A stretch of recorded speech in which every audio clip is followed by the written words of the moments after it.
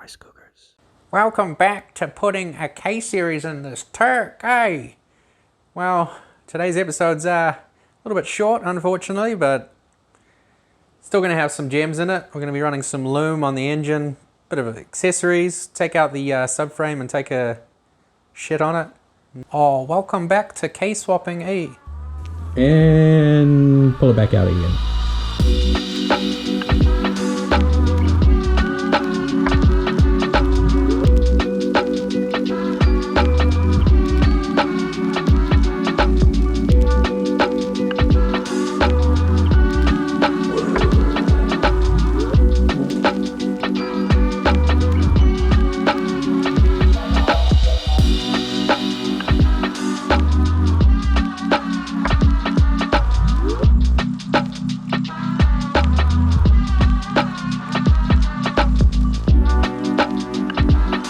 Good glove. Steering rack subframe out. Now I can finally get this off to someone to sort me some lines. If you missed the last episode on steering rack, the reason I'm doing this is because these lines pretty much collide with the exhaust manifold. The reason why they look so bad is because I bent them by hand to try and get away with being able to use it this way, but I can't, so I'm gonna have to get someone to either bend these around this way or down that way. I'm not really sure just yet, and then hopefully under here and then loop back, and the same on that side. But in the meantime, I'm gonna have a little look at building a heat shield for this and potentially trying to move it just a little bit. So let's see what sort of room we got to work with. Let's take off the bracket. With the bracket removed, we got a little bit of movement here. The only crucial piece is this front brake line needs to stay kind of bent through there. But we might be able to shift this further back this way and then remake some bracket to hold it. So I made a cut here and folded this bracket more flat, did it on both sides so that I can try and get the ABS unit closer to the chassis rail, which seems to have worked. And now I need to try and slide and move it up and maybe make my own bolt holes, something like that. And that should give me enough clearance here and a little bit more room near the exhaust manifold. That coupled with a heat shield, we should be alright. So let's just figure out how to mount this. Well, it's not pretty, but it should give me the room I need just to get away from the heat a little bit. I guess we'll find out when I go to fit this all. Well, I got the power steering pump moved to the right and up, so that should give me hopefully more room, but I'm kind of run out of stuff to do until I get the steering rack and subframe back. So in the meantime, I think I will redo these bolts, Loctite and torque them, these ones as well, and maybe have a look at some accessories on the K24. This is the right hand side bracket to frame, 17mm bolts. Just going to back these off and Loctite them and torque them. Got some blue on it. Wow, that was a bit aggressive. Okay, repeat that for the rest, these two, and then come back with some torque specs. Bracket on the right hand side is 58 Newton meters or 43 foot-pounds. Some blue on it. Slap that one back under there. And repeat for the top ones. Left hand bracket is 14mm, 33 foot-pounds or 45 Newton meters. Decided to take these studs back out of this bracket over here, and I've gone with this bolt, which isn't too long for this one over here. The other side was this one, which as you can see is really long. Seems excessively long.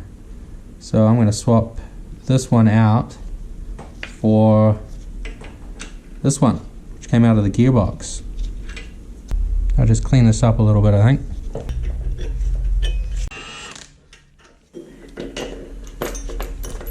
A bit easier to get a nut on there. Means I don't need a super extra long deep socket to reach it. So it's just all goodness. And a lock nut. Like that. Okay, here we have the stock throttle body, which is drive-by-wire, which I can't make use of.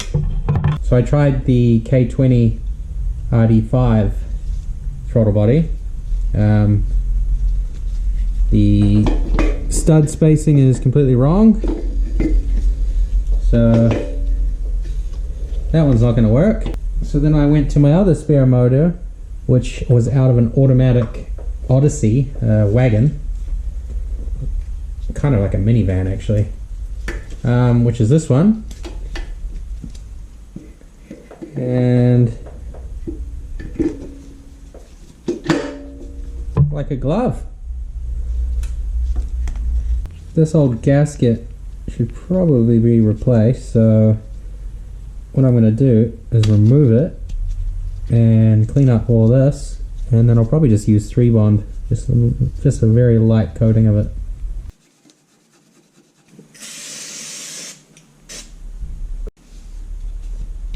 Intake manifold surface clean, and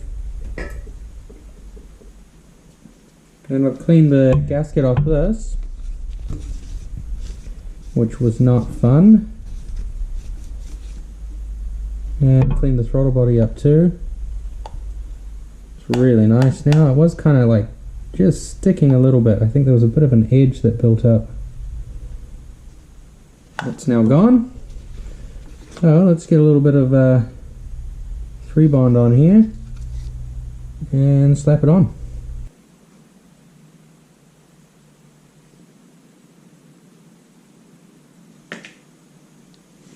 Okay, I think that's pretty good.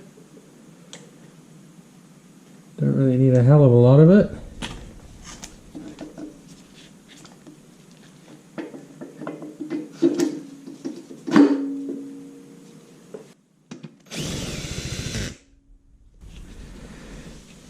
Wait a second. Are those bolts too long? Oh shit. Those studs are a different length. Those aren't going to go on. None of that is. Alright, hold on. That's from the drive-by-wire. That's from the cable. We need the shorter one off the cable. Otherwise you'll have to piss around with doing stupid shit like spacing off the stud and all that kind of stuff, but that's not really ideal. Extracted the correct studs from the other manifold, so now I just got to extract these two and thread in these new ones. Okay, that's one extracted, and that's it compared to the other one. So as you can see, there's quite a big difference in thread. So my nut was going to run out, whereas this one will be able to grab. Let's chuck this one on. Okay, that's got both studs put in. Now we can move on to torquing this thing up. The torque spec on this is apparently 16 foot-pounds or 21 newton meters. Let's get this fuel rail off. Jesus Christ. Let's have a look at some hybrid racing goodness.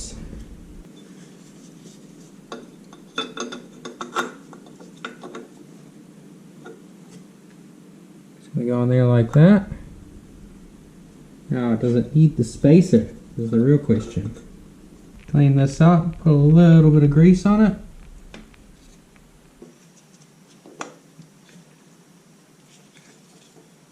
Let's just go with 20 newton meters.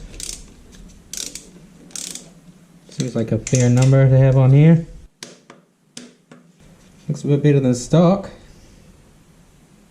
Now let's have a little look at this engine loom.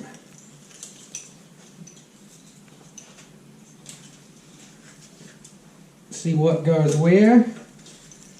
Coils. Okay, 1, 2, 3, and 4. So that would be something like that.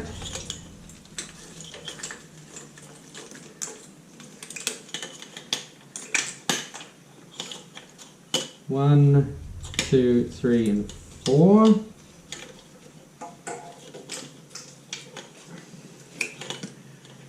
And these would be VTEC.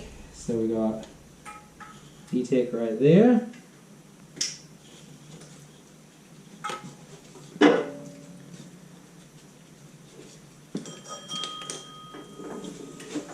VTEC plugged in there.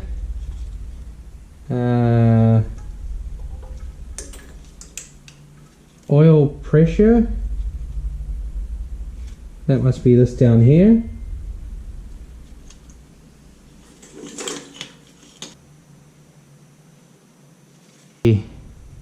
Crank sensor. So that'll be down the bottom here. Like so.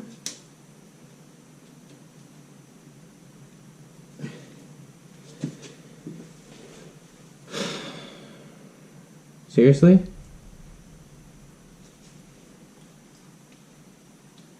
is the wrong plug.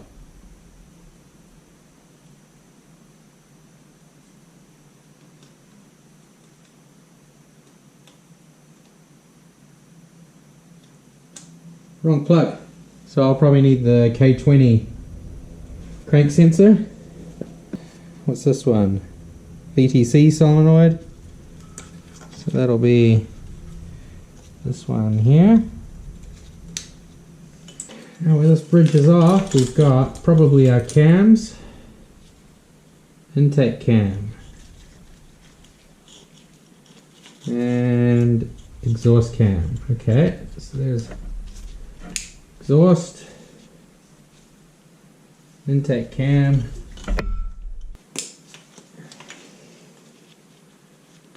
okay, that's got it.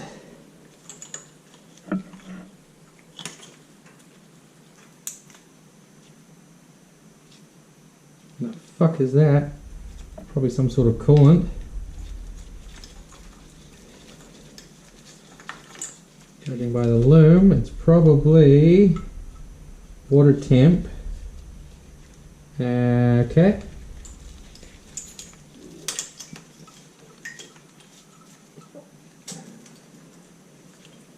Three pin, 2 pin. Yep, 2 pin. Okay. Yep. Reverse switch. Yep, that'll be this one here. Reverse switch. Speed drive. 3 pin back here where the transfer case is.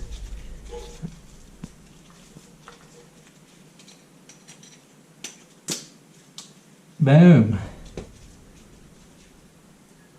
Lockout. Reverse lockout. Now does this transmission have a reverse lockout? Knock sensor.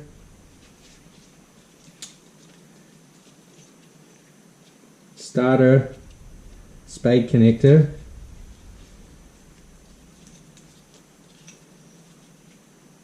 Alternator.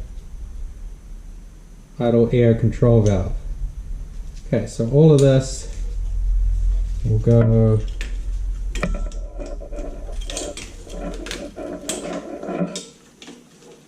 down through here.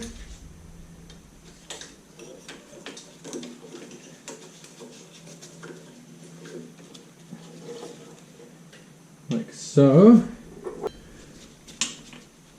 Knock sensor. One plug. Quite a large connector, and the one on here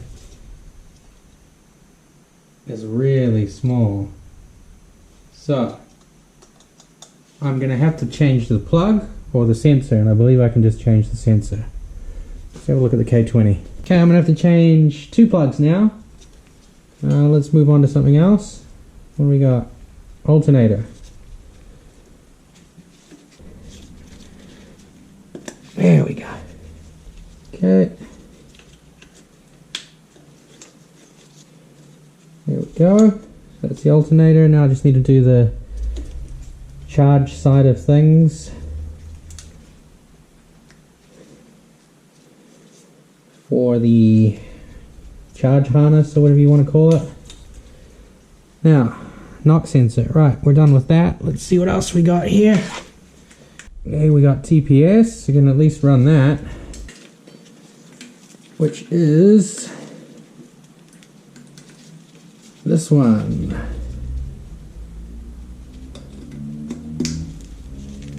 Kind of missed that, sorry. Got these injectors plugged in. Need to do the ground, so we need to change knock sensor. We need to change crank position sensor, and that should be about it. There's probably sneakier ways to route all this, which we will do once we've got an idea of where everything goes and its final kind of resting place. Unfortunately, that's a bit of a short episode, but we found out some pretty crucial things to do with sensors, loom, throttle body, bunch of other little bits and pieces. More to come soon when we get some parts from America and also some parts here in New Zealand from a manual rd1 chassis so that I can move forward with mounting the shifter, running the cables, all that kind of stuff. So a few things to show up and then stuck into it. So yeah, like, share, subscribe, all that good shite. See ya!